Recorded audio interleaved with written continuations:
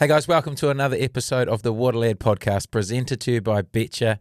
And here's a little sample of what's about to come in this episode. I don't know if a CEO's had more limelight than you leading into a final, banning the cowbells. I think at the start we sort of said we would ban them and see what reaction we'd get.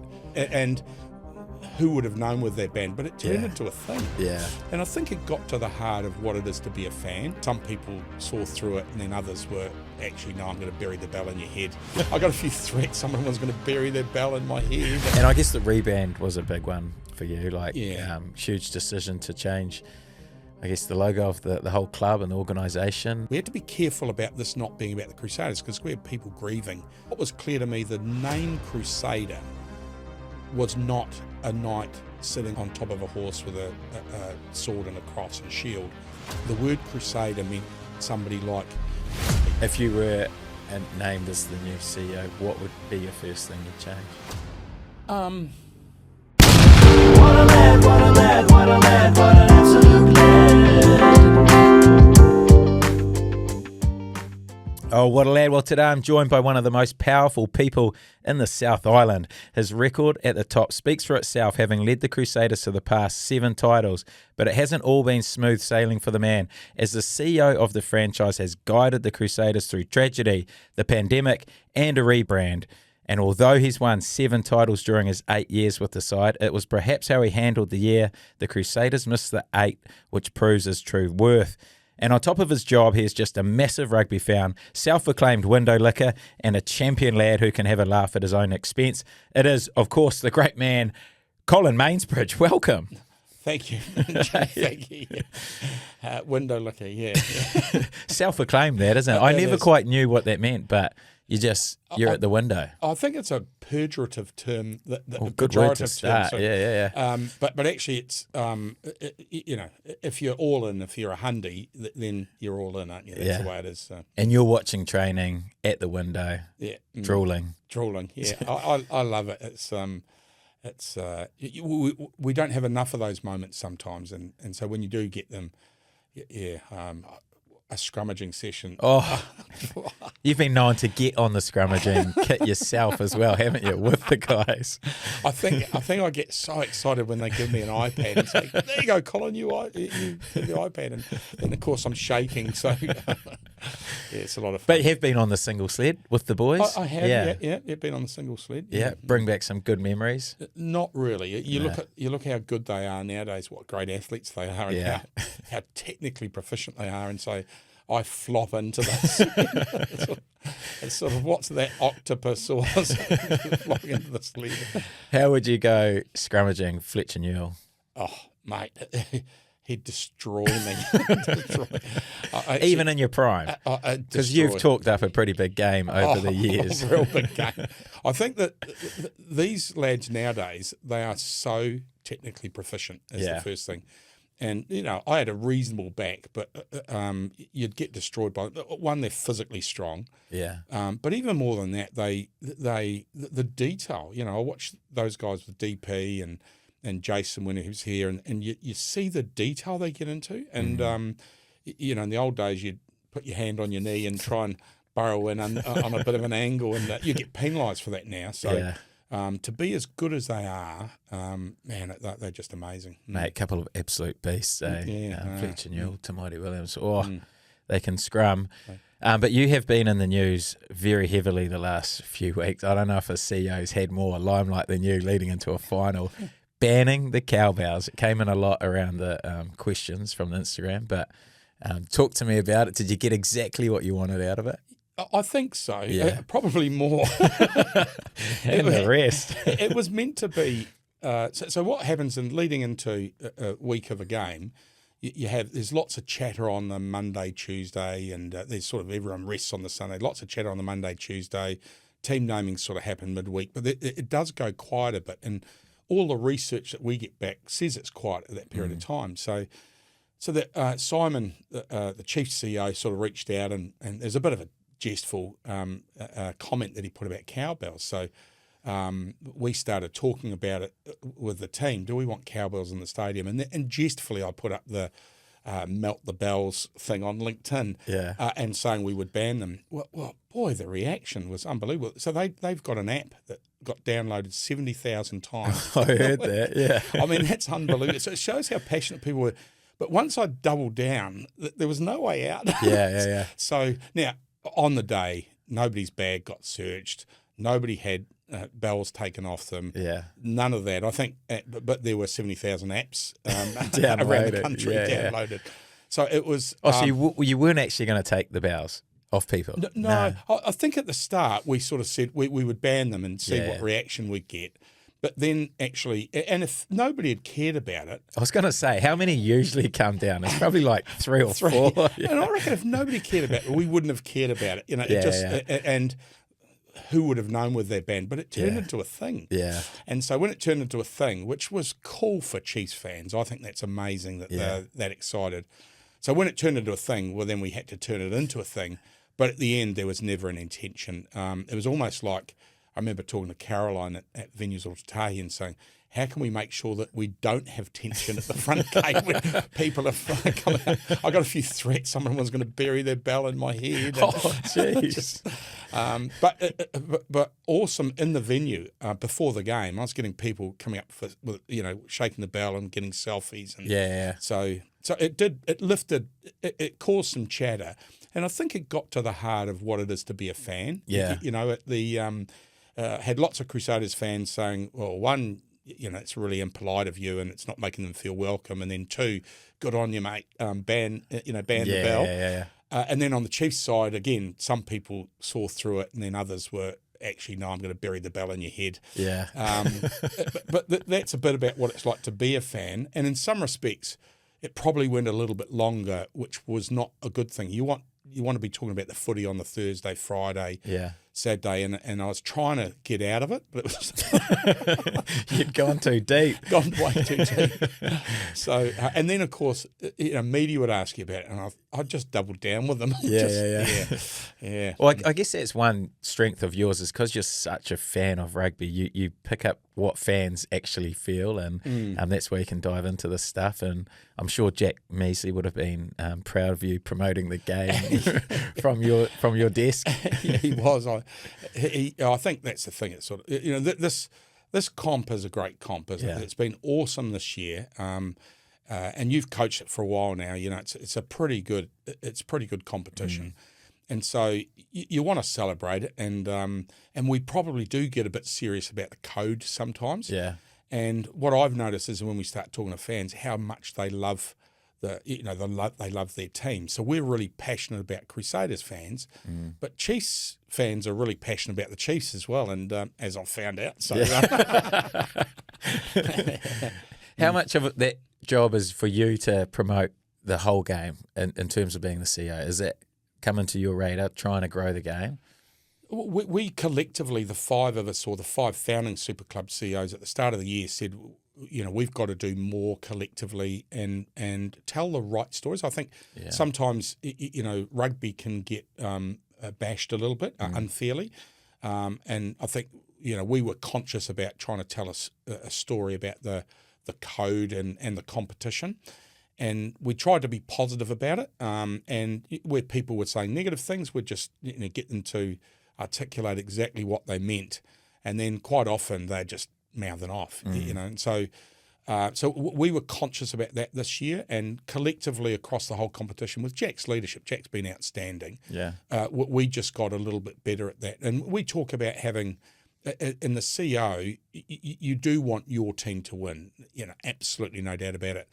But you do have obligations to the whole code and the whole competition. So you do spend, 50, 60% of your time thinking about how you work together. Oh, yeah. And then every now and then, you're contracting behind their backs and you're doing all those things and try to steal their coaches or get their players. You need that. Yeah. But you also need to sometimes, take a step up and put another hat on, which is about the game or the competition. Yeah. And what did the numbers suggest from the year? I know you're pretty good with the numbers. Yeah. So there's a little bit of a debate about viewership, but there's over 2 million people engaged in the competition this year. Oh, yeah.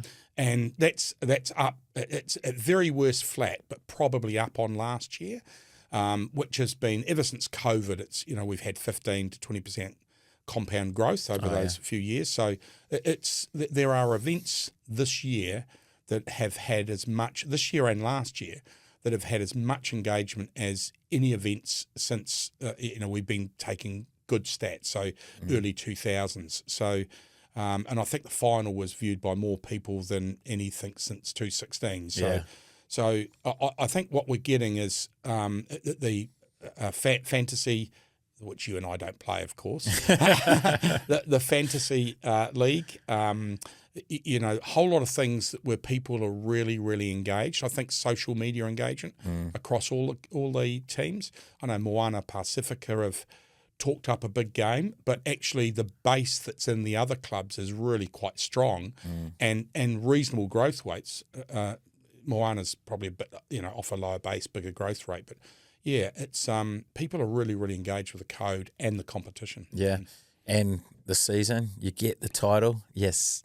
What was it, your seventh? Your seventh title, mate? How special was that one for you? I think...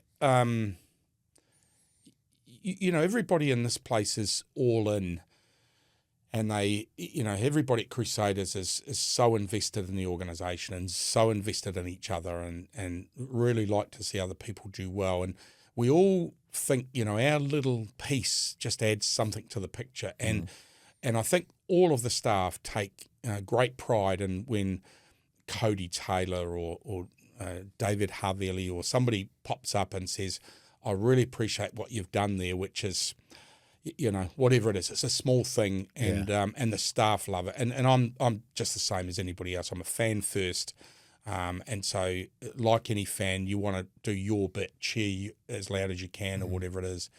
I think this year, because we knew last year nothing was broken, that there was some nuts and bolts that needed tightening, and there was some some things that didn't go to plan and those things. But we knew that culturally the place was still in great place and improving. And there were just, some of those nuts, if you've got a few loose nuts, the wheel falls off. And then you get the wheel back, put it back on, screw them on tight the next year, and you run really smoothly. And so I think it was a testament to everybody, all the coaches, I think, all the staff, all the management who'd gritted through last year actually got what they deserved this year. And so I'm really, really proud of them and pleased for them. But in your decision to keep Rob Penney on, I know he was under a lot of pressure, especially in the social media world, which you're into. How hard was that, or where did that decision come for you to say, no, Rob's my guy? I think that there's so firstly, head coach appointment is a board decision. So it's the likes of Angus and myself would sit down and make the call to recommend to the board, which we did. Obviously, recommend. We carry on and we see the year out. We've got a really good board who are thoughtful about those things. If we had been getting lots of signals that there was something drastically wrong, so that other coaches were criticising his work, his effort. People were saying he didn't care, or he was wrong. If we were getting those signals, then we might have had to have responded to them. But all the signals we were getting were pointing in the right direction. Yes, there was mid-season review, threw up a few opportunities. End of season review threw up a lot more, which we were able to address this year. But there was nothing there to say that this guy is wrong. What did happen when we decided to do the review, I remember talking to Rob briefly about it and saying, look, I can't see anything wrong, and I'm confident in you and next year.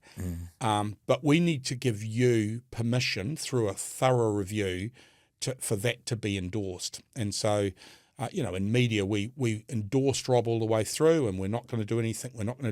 And then we'll get to the review and we'll let the review speak for itself. I was confident in the review. Yeah. But it's also Rob needed the independent review to help him understand that he was the man and he did have the keys. And so I think, in terms of governance in a sports club, I credit our board, I credit Angus, I credit other people around, the staff. I think collectively there's a bit of IP in there that we don't realise we've got, whereas, it'd be quite easy to have panicked and responded. Yeah. But we didn't. We were calm and we were thoughtful, and I think that's collective. It's not just me. I think it's very, very collective. You lead it though, mate. You lead it. It's nice of you to say, Jimmy, but it's collective, mate. Somebody wrote a really nice post on LinkedIn the other day, and I was humbled by what they said, but also, my response is it seeps out of the walls. It does seep out of the walls. So when you're infected with a disease that drops out of the walls, you can't. You're a part of something bigger than yourself. Yeah. Oh, that's cool. And I guess you're a realistic guy. Did you expect us to win the competition this year? I'm realistic and optimistic. I hoped. I thought it was possible. The closer we got, look at that final was amazing. That final, I jestfully talked to some people before about how leading up to the final, we were still a bit clunky in a lot of games. There were other games where, you attack, you'd have looked and think, oh my goodness, we just, that shape was a bit, that skill execution, oh goodness me, and it didn't necessarily look like we were all on exactly the same page. Yeah. The final was different. The final, I don't think I've ever seen a bunch of lads look like they all knew exactly what was expected of them at every moment. It's almost like that they were so aligned and so connected and so cohesive, and it's almost like if you'd only seen that game this year, you'd have said, "Man, those coaches are bloody good." That's the one you send in. Yeah, and you go, "Wow, that was amazing." Yeah, and yet it was clunky at times throughout the year as well. But nobody lost confidence, and the confidence was really, really good through the year. I think from all the coaches, from lots of support staff, and then it's always a privilege. So there's a bit of surprise in it. Yeah, but so I wasn't surprised. I think I was, but it's always a privilege to win. And, you win some by, we won some games by the thinnest of margins, and you should have lost. I mean, to hold the Blues out like that was, that's a testament to something bigger than any of us, isn't it? Yeah. And how did that happen? Yeah. Whereas the game against the Chiefs, I never felt like we were going to lose. Yeah. I was so confident as the game wore on. Whereas earlier in the year, there were a couple of moments you think, the difference between making it, not making it's a very fine margin. And I felt like a lot of those games we would have lost last year, and it's just such a small margins of these games, and I guess that's the beauty of it, and why your decision was so right to keep your coaches on, mate. Well done. But you've mentioned LinkedIn there. You haven't quite mentioned TikTok, but you're big on LinkedIn. I think you're world famous on LinkedIn, and you're growing, trending so rapidly on TikTok. You're big into your social media. Is that always been the case, or when did that sort of love for social media come? I think what I found was early on I used to use Twitter in the old days before it turned into X, and I found people engaged. There's a little bit of banter and dialogue, and I learned a lot. You'd be there'd be a commentary from a journalist, and then you'd pick up on that, and I found it quite informative. And then it turned into a bit of a cesspool, and so I withdrew from X.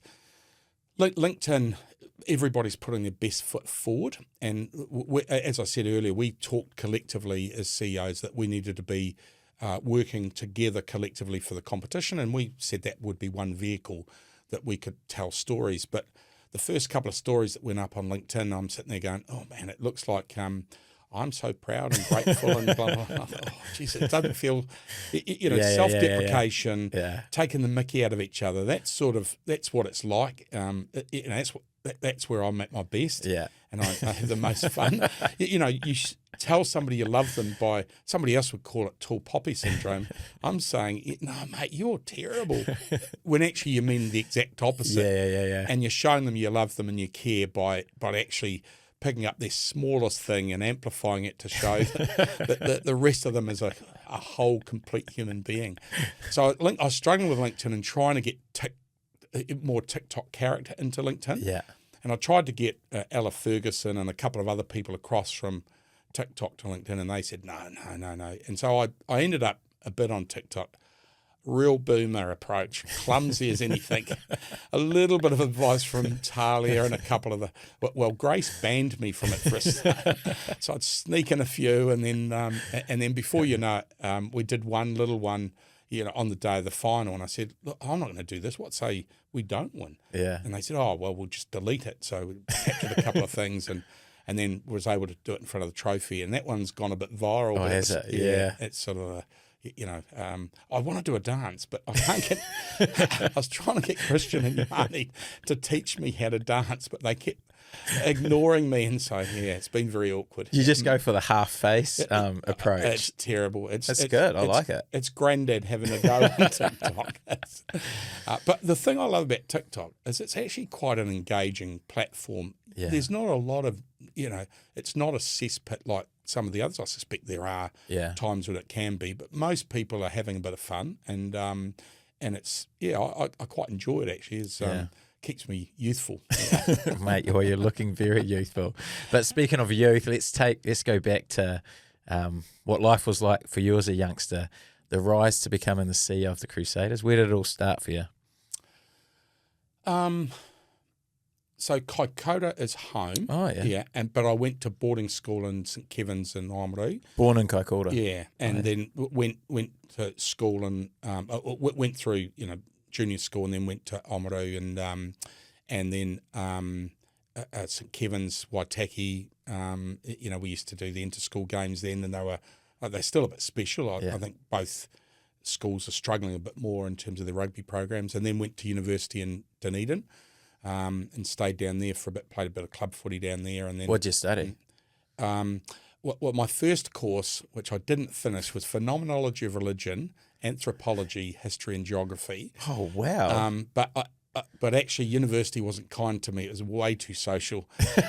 So, were you academic as a kid not through school? I was smart enough, but a bit lazy probably. Seems smart subjects. Yeah, I like...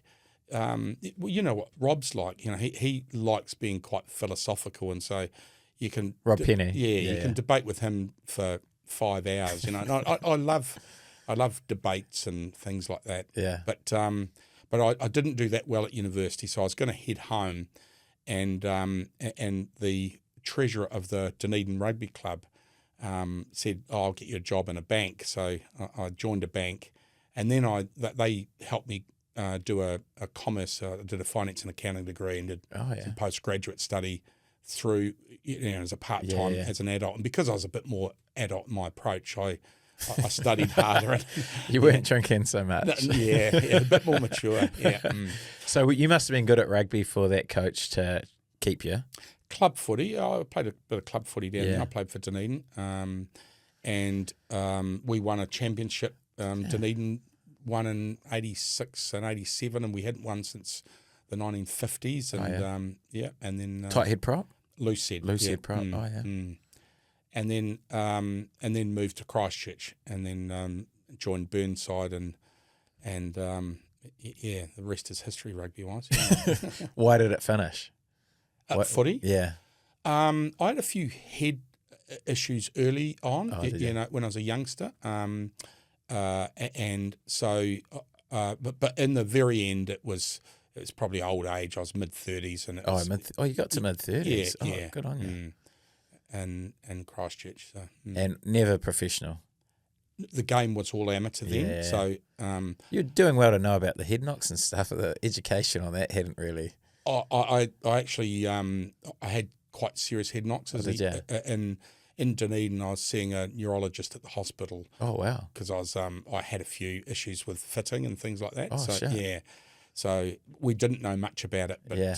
But you knew if it wasn't wasn't good. yeah, I was fitting at work, and then it got dragged to hospital in an ambulance one time, and right. So I actually had 2 years off. I refereed for 2 years. Oh, jeez. So, What was the cause of that? Do you know? The fits? I don't, not really. Like, it's interesting.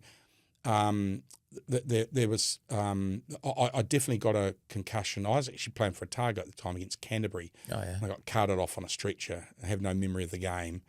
And so that was down there at Carisbrook, and yeah, no memory of the game. And it was then I went to training the following week, and of course we didn't have stand-down periods and that sort of thing.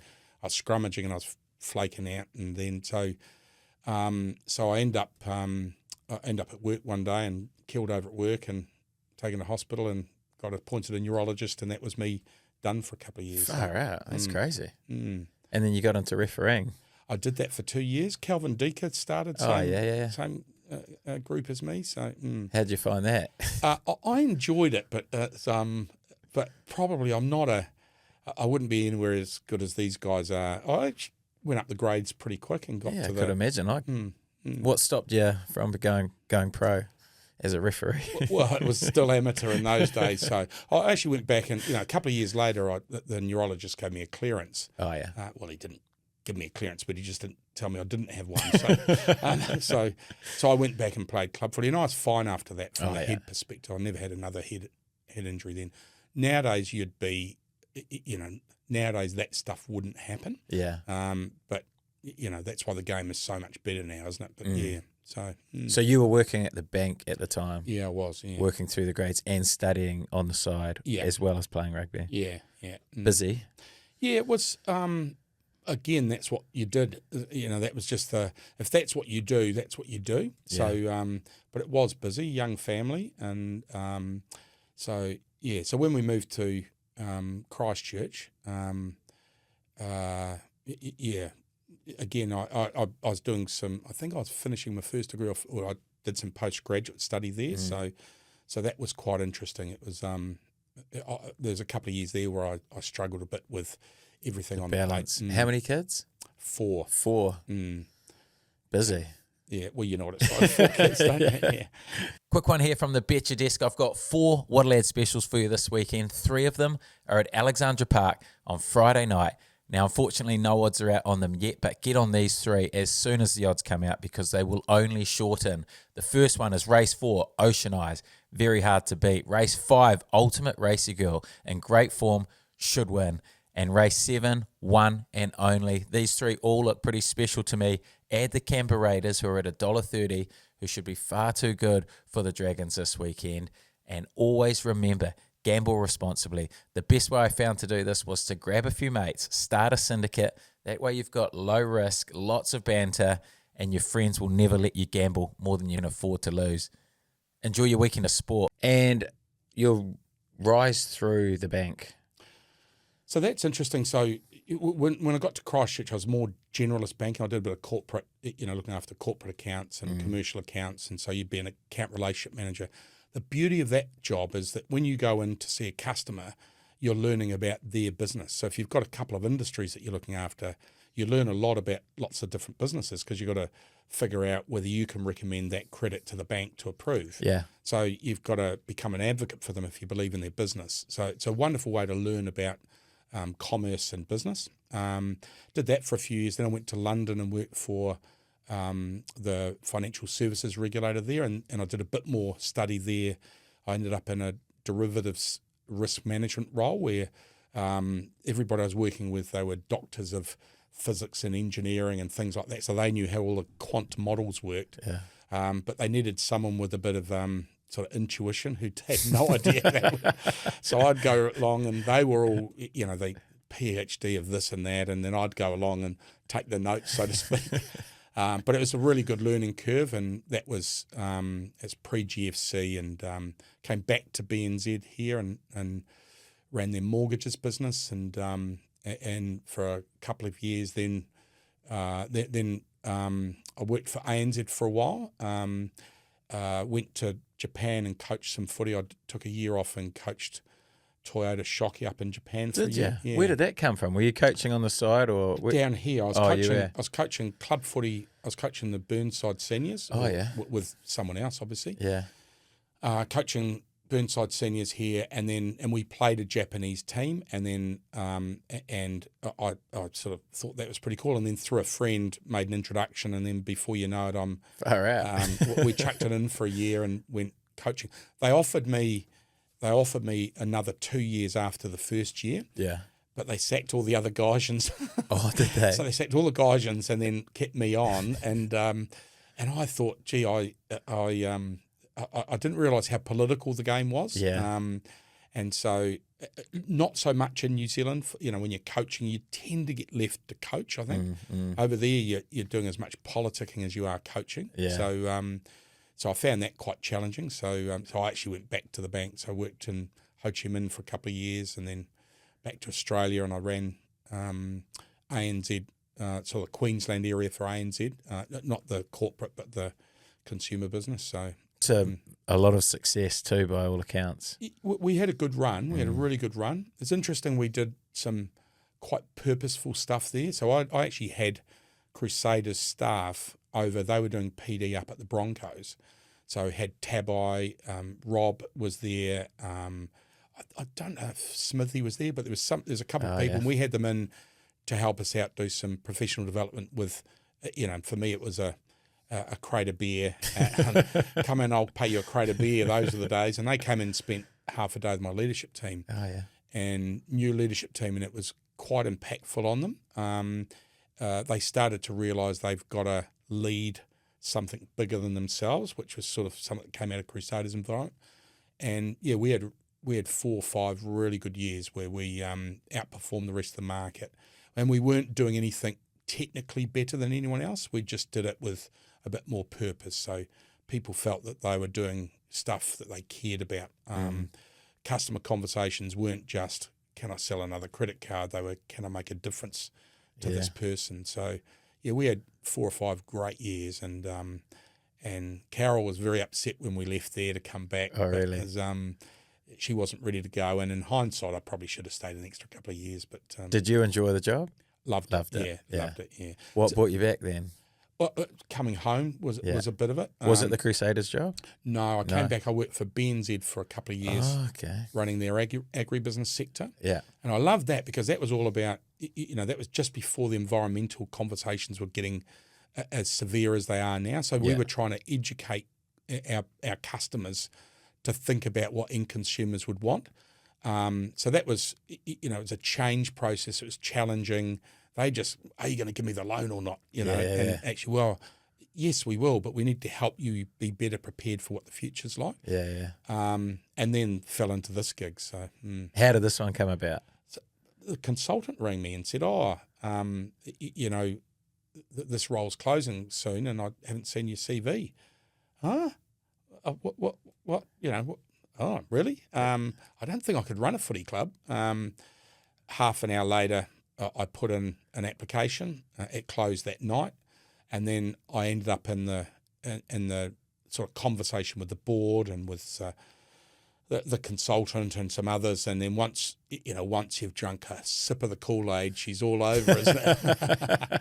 So it's a bit like when you got your phone call. You sort of. You take a little sip of the Kool-Aid, you come down, and you get in, and you get infected by that virus from the walls, and let me in. You're in. So yeah. Why didn't you think you could run a footy club? I didn't realise how much it was like it is now. How much it's about people. Yeah. How much you serve the organisation, you serve the culture, and therefore you don't need to be the expert on everything. Like you think if you're CEO of the Crusaders, you have this default perception when you're outside, you've got to know something about footy. Well, mate, you can just be a window looker. whereas, so when you get inside, you realise actually it's how do you help that person be the best they can be in their role, and it's coaching, but off the field. And so it does help to have a commercial perspective to figure out what you can afford and what you can't, where you need to invest energy and resource and capacity, how you negotiate with your board, how do you those things are all helpful to have a commercial background for, but leadership, culture, serving something bigger than yourself, serving an organisation, serving the people who serve the organisation, those things, in all great companies, be they sport or otherwise, those things happen all the time. How do you learn to become a CEO? Like, how do you learn to be a good one? Am I a good one? Thanks, mate. One of the greats, mate. I think you're inquisitive, so you're always looking to learn, and that's probably the most important thing. You're really, really inquisitive. I think you do have to care about people as well. Yeah. I think you do have to care about people and what they're doing. So if you think about our organisation, we did a purpose thing workshop earlier in the year, and you ask people why do they do the work they do, and when you've asked them 4 times, they say, I love that the Crusaders inspires the community to do this, or after the earthquake somebody felt inspired to carry on when they're under a bit of pressure, or I aspire to be a Crusader one day, and I want to do good in the community, the Crusade with Heart Foundation, all those things, you capture people's why, and then it's infectious for you. You just then help them be the best they can be, and we obviously want to win. That's but it's not just about the winning, is it? You're not really sure why you want to win, other than you want to win. Yeah. But then you win hearts and minds, and that's as important as the winning. The winning in of itself is not as winning on your own isn't much fun. Winning with people, for people, about people, that's pretty cool, isn't it? Yeah. And I mentioned at the start, like in the intro, that some of the adversity you've had in the job, the mosque shooting, the rebrand, the pandemic. What sort of stands out for you during those times around challenges as the CEO? I think they're all challenging things. I think in the end, again, it comes back to if you're collective in the way you deal with it. No problem's ever your problem, and there's always people to help you, and you can always help others. And when there's 2 of you pushing against a problem, it is half the, you make it, it's like a scrum, if you're all off trying to do your own thing, it's not the same as getting aligned and to get aligned, I love watching the scrums when, Tamaiti comes off, or George Bauer comes over and gives them some insight, or they talk to each other, and then Fletch will say something on the other side, and they're self-coaching each other, and then DP will come along and say a couple of things, and I saw this, and they go, oh, did you? And then there's a bit of dialogue happens there, and then they go again, and it's better than the one that was before. Yeah. I think that's how you deal with problems in organisations, isn't it? You sort of do, oh my goodness, this is overwhelming. I don't know what to do. So first thing is take a breath, step back, and then just be as thoughtful as you possibly can be, and get other people's perspectives. And sometimes I've talked about before not responding to social media to determine whether you're going to keep your coach or not, but you do need to hear other people's perspectives as well. Yeah, and I guess the rebrand was a big one for you, huge decision to change, I guess, the logo of the whole club and the organisation. Talk me through that process. So it's actually interesting. So straight away we got some NZR feedback that they, and we sort of jointly have custodianship of the brand, us and NZR. Yeah.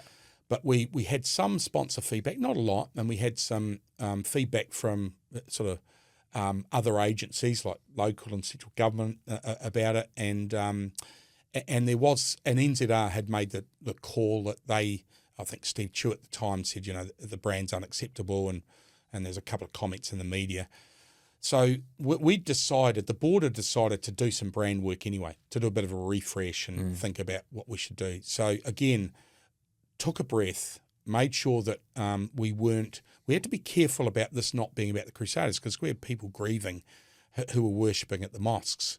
And so we had to work through that first, and they had to have that time. And I think there's a bit of arrogance from some of so-called socially progressive people saying, and actually, well, hold it, can we just let these people grieve first? Yeah. What support can we give them? How can we give them space? What do they need? We needed to do that piece, and so there's a bit of self-indulgent behaviour through that time, not just about us, but about about the community that was the part of our community that was most affected. So then once we got through that, it was a case of, right, let's take a breath and then get somebody in to have a look. Who are we really? So what was clear to me, the name Crusader was not a knight sitting on sort of on top of a horse with a sword and a cross and a shield and chainmail. That the word Crusader meant somebody like the way Richie McCaw describes it, getting up after the earthquakes and saying, do you know what?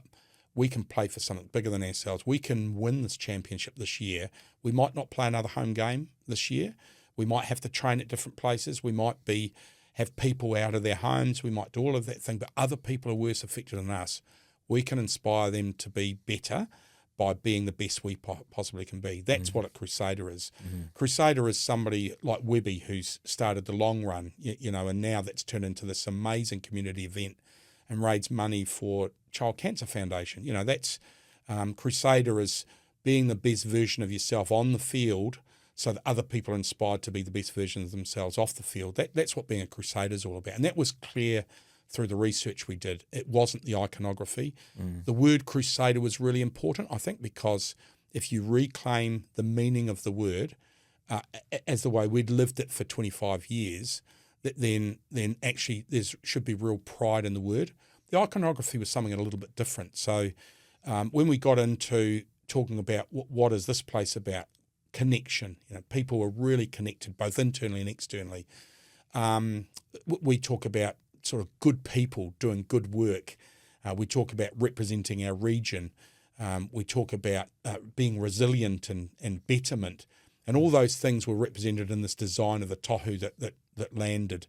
And then adopting the whakatauki ma pango ma whero kōti te mahi, which is, with black, with red, so with infinite potential, with leadership, kōti te mahi, we can get the work done, which is almost like it was designed for the Crusaders. So you put those things together in a package and you've got something that, particularly with youngsters, is quite inspirational.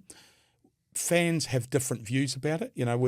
We've got some fans and some players have different views, but I think we've landed in the best place we could possibly land, given what we were dealing with.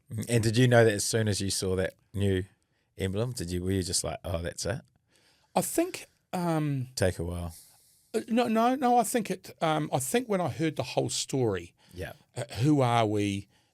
Connection, resilience, good people doing good things for each other. The tohu being about connection, representing the connection of the plains of Canterbury and the beaches of the west coast of the South Island connected to the Southern Alps. All those. Once I started to see the imagery and that sort of thing, it made sense to me. But I also understand how people were invested in something for over 20 years, and so. And there's tattoos. I got lots of little people, good-naturedly, saying to me, what am I going to do about this?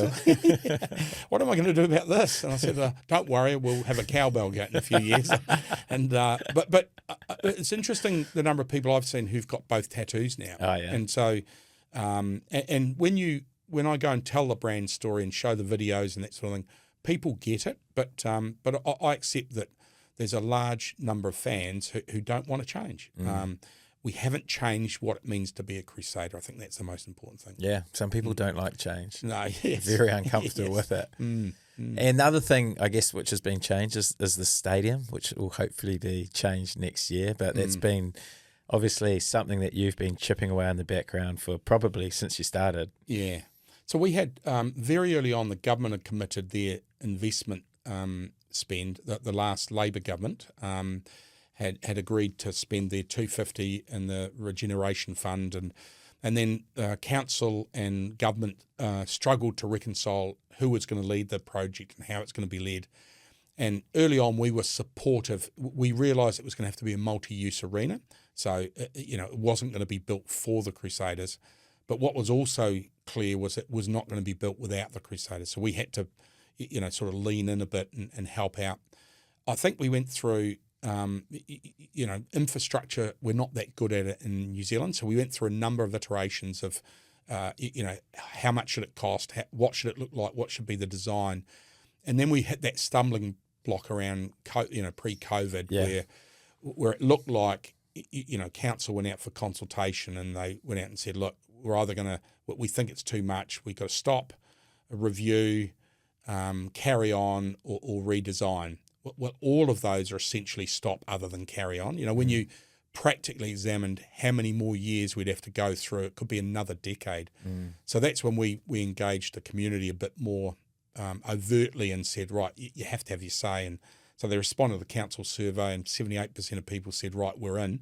And then, so, council voted, I think, 11-2 or something of that nature to go ahead. And it's the best decision we've made as a city, I think. Yeah. And even the people who voted against have since, I see on their social media posts there celebrating the construction of this venue. Hold it, you weren't a fan. But I think that's a good thing. I think the fact that they've actually come to terms with what we've got and what we're doing. So there's lots of work behind the scenes on that, lots and lots of work. But I'm proud of the city. I'm proud of the decision makers who got there in the end, and I'm proud of the community for standing up and saying, no, we need to get this done now. Yeah, well, it's an impressive stadium. It's very impressive when you drive past. This thing we're in at the moment, we love it. We love Apollo projects, don't we? Because it's close and it's intimate, but it's bloody cold. It's bloody uncomfortable. Yeah. And I know the lads talk about it a lot, don't they? They talk about how much pride they have in the place and how meaningful it is for them. But I think when they get out onto that turf in the new place, they'll be just blown away. I'm a bit worried about the result of the first game as people stop and start looking around the place and go, wow, look at that, look at those lights, look at that LED. So as coaches, that's going to be a bit of a challenge, I think. Distractions. First game. Well, one thing a lot of people have come up to me and said, will you keep the old stadium as an option to play playoff games in? Obviously 32-0. Undefeated there ever in playoff games, dewy conditions. People say it just seems to be Crusaders footy. Would that ever be an option to jump between the stadiums? I think the land at some stage, council will have to use it for its best advantage. They made a big investment in there. Obviously, they've spent a lot of money along with central government on the new stadium. So it's really important that that's done most efficiently. So I don't think I don't think we could keep both going. It'd be reasonably efficient. The interesting thing is, you think back to the final, Jimmy. If you look at the way that your lads played that final, if that had been under a roof, I don't think the result would have been any different. I know we think dewy conditions and things like that. But the way you had those guys playing, the way they were playing themselves, I reckon you could have put that in a blooming oven somewhere. They were good. It was time and space. It wasn't so much conditions. And there's a couple of drop balls. Those balls would have been dropped on bone dry surface. I think it was pressure that caused that. So, mate, well, I'm extremely excited about getting under the roof. And in terms of the attack, I'd imagine Toddy's preferring the dewy conditions. Obviously, under the roof, you always get exciting games. Love watching games when they're played at Forsyth Bar and a stadium even bigger and better than that. It's just going to be so cool to have games at Weekly and maybe even the Super Round. So lots of work going on around that at the moment. It's in the government's hands, and Jack's obviously been doing a bit of work, and we've been doing a bit of work behind the scenes. So fingers crossed that that would be that would be an event to kick it off. And you're confident it will be open come first game of Super Rugby for the Crusaders? First game will be played at the stadium? First game of the new year? You mean first round robin? That I'm not so sure. So Bessex Watpac, the contractor, are legally contracted to finish mid-April, 18th or whatever date it is. So that's the legal agreement that they've got in place, and that's what they're working to. They are exceptional operators. I know some other projects they've done that I've visited and talked to people who've done work there, and they are exceptional operators. So I suspect they've got a little bit of contingency up their sleeve, but what's on paper, what's been signed is 18th of April or thereabouts. So now that the season's over for you, how much of your workload is the stadium, or where does your time get pushed now that the season's finished? This year's probably more severe than most because we've got the broadcast deal for New Zealand Rugby is just about to land. Yeah. And that's driving a couple of other major contracts that review in a cycle. So the collective employment agreement with the New Zealand Rugby Players Association is being renegotiated. The funding agreement with provincial unions, and then how do academies and competitions land, and all that needs to line up before the new broadcast arrangement comes in 2026. So we've almost run out of preparation time over 3 or 4 years, and we're needing to squeeze it all in as a system before the end of this year. So so it's much more severe in terms of workload than normal. On top of that, we've got a venue hire agreement to nail down, and we're there broadly in terms of terms and that, but we're into the detail, and then planning for a new membership system and a whole lot of other things. So it's almost like a brand new starting again all over to go into the new venue. So the staff are under immense pressure at the moment, and there's a bit of tension, and so we're as busy as we've ever been, I think, in my whole time. And your job is to keep everyone accountable and on their roles, or you're busy involved in all of those decisions as well, or cracking the whips, or what are you doing? I think there's a little bit of, our organisation's not large enough Yeah. to have not everybody doing some of the hard yards. So, we did a contract review the other day, and there's 4 of us in the room, and if you had 3 months to do that, one of you would sit down and work their way through the contract. But when you've got 3 weeks to do it in, then you have 4 of you get down and you work through it really quickly together. So there's a little bit of that going on where everybody's lifting together. So it's Doug, Grace, and Marie and I, and so sometimes I'm on the tools as well. I'm not on the scrum machine, but I'm on the tools, and I think super clubs are not big enough that the CEO's not sometimes on the tools. Yeah. Well, you've been there 8 years now too. Obviously, big announcement with Mark Robinson stepping down as someone of your calibre, 7 titles out in 8 years. Some of the things you've done for the Crusaders, surely you are putting your name forward in that hat. I think when I came into the coach's office the other day and got the chair and the congratulations, I thought I'd won lotto or something like that, and then you guys all gave me this hard time. Oh, what's going on here? Look, it's a tough gig. I will say it's a tough gig. So it's and it's probably more. Rugby's a really complicated system, particularly in New Zealand. So you've got clubs and provincial unions whose primary responsibility is the community game. You've got Super Rugby, whose primary responsibility is the professional game and developing athletes to play in teams in black. And there's a bit of crossover in terms of the development systems, and there's what's the purpose of each competition? What's the purpose of Super? What's the purpose of NPC and Heartland? And sometimes not everybody's on the same page around that stuff. Then you've got you've got new capital arrival with Silver Lake, and you've got other stakeholders. So the stakeholder engagement thing, particularly in New Zealand, I think it's a big ask for somebody. And I think it would be a tough job for whoever puts a hand up for it. So I understand Greg Foran, or Rob Nicol, isn't it? Greg Foran and Rob Nicol. So are they both going for it? No. I don't even think it's been advertised yet. Robbo's resigned, and I think he finishes end of this year. He's got 6 months under his belt. I think the board will, they'll take their time and do an external recruitment process. So, if you were named as the new CEO, what would be your first thing you'd change? I think as that stakeholder engagement piece would be I reckon that's the bit. I think Mark's legacy. Some of the good things about Mark's legacy will be the influence he's had on world rugby and the way the game's played internationally. I think the relationships he's built through, the evolution of the tours with South Africa, the Nations Cup, and a whole lot of other stuff at the international level and that sort of thing. I think in terms of the All Blacks' reputation internationally has been outstanding. I think probably the most difficult thing, and post-COVID it's been hard for him, is how stakeholders have clicked together in New Zealand. So I think I reckon that's the opportunity is how do you rebuild trust and connection with those stakeholders. And not everybody's going to get what they want. And so that's going to take, I reckon there's a lot of relationship work required there locally. Whereas that stuff on the global stage, Robbo stands out in my view. I think that would be probably that stakeholder engagement piece locally. Well, you've convinced me. You're the man for the job, hey? Oh, that was an easy interview.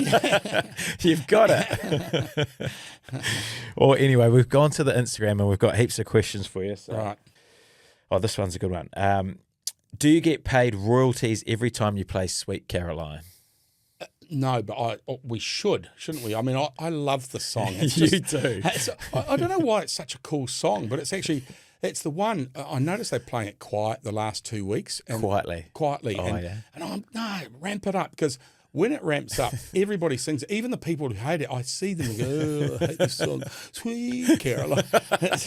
It's sort of, there's a few songs like that, isn't it? And I just love that one. And I also love that it pisses a few people off. So it's a bit like banning cowbells, you just do it to stir them up. So that's your decision to have Sweet Caroline? No. It's I keep saying, when it's not there, I keep saying, why haven't we got Sweet Caroline? So I think it's sort of a, but it's not, I don't say we need Sweet Caroline there. It needs to be in there every week contractually. I might actually put that in there, employment agreements. You should sing a new version of it. That would probably be the best way. version, yeah. Can you sing? No. I've heard you get Christian to sing. Yeah, I tried to get him. He's wonderful voice. He's got a great voice. So does George Bauer. Yes. We've got a few good singers. All the TikTokers. Okay, what does he have planned to increase engagement between the Crusaders and the fans? So it's interesting. We've literally come from a session an hour ago just around... fresh off the press. Yeah. So what does next year look like and the year after? It is interesting. We've got some exceptional engagement stats. And I know personally I've got a couple of people who communicate with me directly about, if the players haven't gone around and signed signatures after the game and things like that. And they're, some of the people on the disability stand communicate with me directly. And I've got lots of people who just message me. And I walk around myself and try and get a sense. So I think at games we do a reasonable job of that. And, anyone who wants to come to Captain's Run, the lads are always engaged there. I think on the reach and engagement thing, we've done a little bit more work and invested a bit more time and effort in that. So we've got Carl on board now, reporting to Grace, because I think, TikTok, LinkedIn, Facebook, all those things, you just can't do enough of it. And what stories do you tell is a bit interesting. So we're investing time, money and effort in that. I think the other thing is we want players to do more of it and feel more comfortable. It's a bit like me chasing Toddy around the dressing shed. Toddy, get on my TikTok, and he's no. But I do think fans want to see that these guys are one of us, and fans are one of us, and it's just one of those things they want to see, and so we've got to do more of that, and you don't want to get in the way of preparation, but just think over the last 5 years how much, and from a content perspective, how much you originally Jack and now Cam, they're in and you don't notice they're there. Yeah. And then the content comes up and people love engaging with it. Yeah. So I'd like to see players do more of it as well. Yeah. So, What I loved was watching back the final YouTube, I think it was 20-minute video that went up the other night of the final week and the prep and everyone in the changing rooms. And like you said, you don't notice Cam in the moment, but watching that back was pretty special with the kids on the couch the other night. And I thought such cool access that you wouldn't usually get in these sort of environments. So I know you don't need to, I don't need to convince you to make it happen, but I know some of the guys prefer not to be on camera. So it's just that balancing act. It is, isn't it? I think rugby is an entertainment product. The professional rugby is an entertainment product. Yeah. And I think we don't always get our head around that, actually. It's sort of the imagery and all that's obviously owned by players. And so they grant us the right to use their imagery collectively with their brands and things like that. So it's always complicated getting more access, and the other thing is you've got to protect people as well. You know, you've got to make sure that they're doing it in a way that's not damaging them or their reputation. But I think fans want to see more in authenticity. They want to see more players, and that's what I love. You know, Christian's TikTok, for example. I think it's awesome. I'd love to see more of them doing that sort of stuff. Yeah, So. and that's why people will be loving this.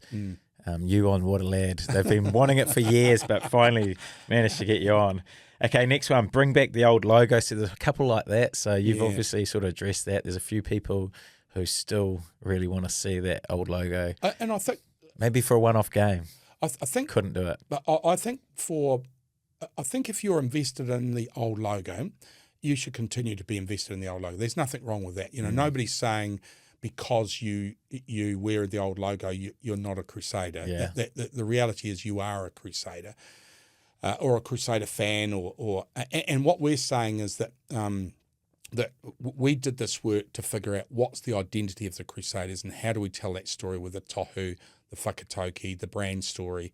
And we've landed on that, and so you know, especially for the more youthful of our fans, they're with it and they get it.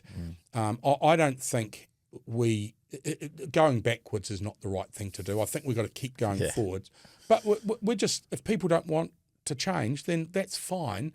I think the one thing I would encourage them to do is to think about what is it to be a Crusader, and to be a Crusader is not about the iconography on your chest. It is about the way you behave, the way you conduct yourself, what you're trying to do. That's probably the most important thing. Well said, sir. Very well said. That is a great answer. Who was the best player you have ever CEO'd? I'd have to go for a front row. I was going to say. I was starting to think about the backs, and I thought, actually, I don't know anything about them. I tell you what, Fletcher Newell must be right up there. Owen Franks is pretty good as well, actually. Two wonderful tight heads. The thing I like about Fletcher was that tackle he made in the final, him and Cody got back. And we've seen him do that 2 or 3 times throughout the year. So he's a guy who can squat about 400 million kilograms. He can bend people up in a scrum with 900 kilos against 900 kilos sort of thing. He is so strong, so powerful, but he can get back and make tackles, and he never gives up. Yeah. And he loves every minute of it, and he smiles, and he does all of his job.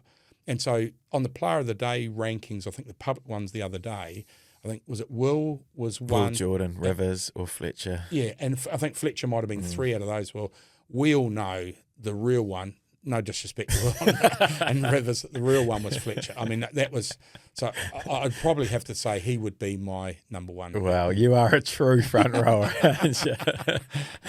True front rower. But, man, you're right. He's had some year, and especially even the last few years, he's ready to take the international game by storm. Well, he hasn't done it yet, but I'm expecting massive things from him this year. I think, and you think like it's interesting when we win scrum penalties sometimes, and the amount of effort that goes in. I know it's sometimes for the punter they're not looking at the battle, and sometimes you have to go home, flick on the TV, and watch it in slow mo 7 times.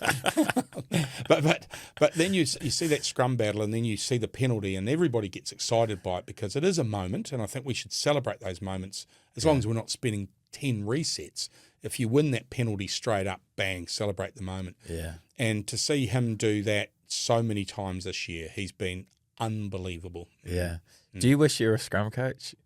You just love scrums, don't you? I do. DP teases me all the time. He just keeps, and I go over and ask him these silly little questions, and he teases me all the time. I think I would love to be a scrum coach. Yeah, but, that's the real dream. Don't tell anyone. I've been practicing in there. Well, that goes on to the next question. Ask him what he learnt being up in the coaching box versus the driller. It's interesting. People won't know there's been a couple of pre-seasons and things like that. I've snuck in the back and not been seen, but I was way over window looking that day, wasn't I? But it's one of those things where Penn said, it's a comfortable room, air conditioning, come up there.